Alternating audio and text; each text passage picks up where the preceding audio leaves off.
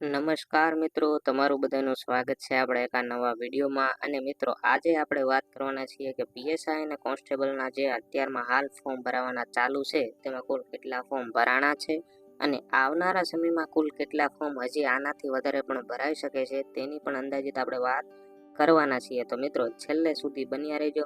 અને મિત્રો, હા, આ વિડીયોમાં માત્ર તમને એટલું જ જણાવવાનું છે કે પીએસઆઈ અને કોન્સ્ટેબલના કુલ કેટલા ફોર્મ ભરાણા છે. એનાથી ગભરાઈ જવાની જરૂરિયાત નથી, જે પણ મિત્રો તૈયારી કરી રહ્યા છે.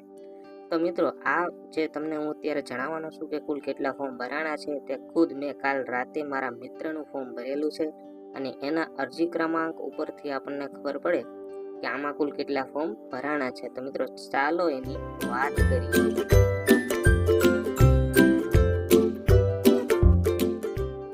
તો મિત્રો, તમે જોઈ શકો છો કે તમારી સામે જે મેં કાલે અરજી ફોર્મ ભરેલું છે રાત્રે 10 10:30 ની આજુબાજુ, તેમાં અરજી ક્રમાંક તમે જુઓ તો કે 8,09,809મું ફોર્મ મારા મિત્રનું ભરાણું છે. આના ઉપરથી આપણને એક અંદાજ આવી શકે કે મિત્રો અત્યાર સુધીમાં 8 લાખ ફોર્મ તો ભરાઈ ચૂક્યા છે.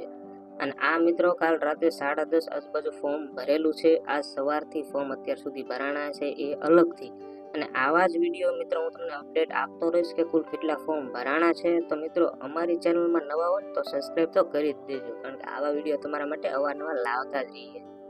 તો મિત્રો, જો વાત કરવામાં આવે કે હવે આવનારા સમયમાં કુલ કેટલા ફોર્મ ભરાઈ શકે, તો મિત્રો એની વાત કરું તો આજથી ચાલીએ ને તો 5 દિવસ જેટલી અરજી કરવાની વાર છે.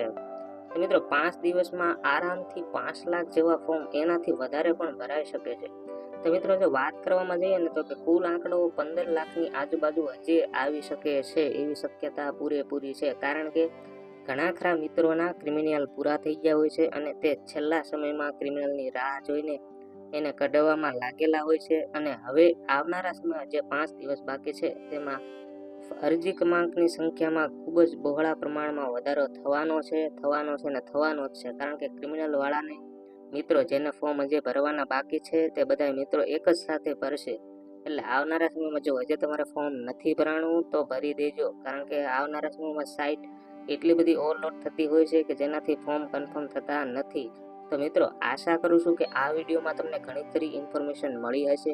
અને આવી જ ઇન્ફોર્મેશન તમે અવારનવાર મેળવવા માટે આ ગુજરાતી સ્ટડી યુટ્યુબ ચેનલને સબસ્ક્રાઇબ કરવાનું ભૂલતા નહીં. અને હા મિત્રો, તમારા મિત્ર સર્કલમાં જરૂરથી આ વિડીયોને શેર કરજો. તો આવા જ વિડીયો સાથે મળીશું આવનારા સમયમાં. ત્યાં સુધી ગુડ બાય, થેન્ક યુ.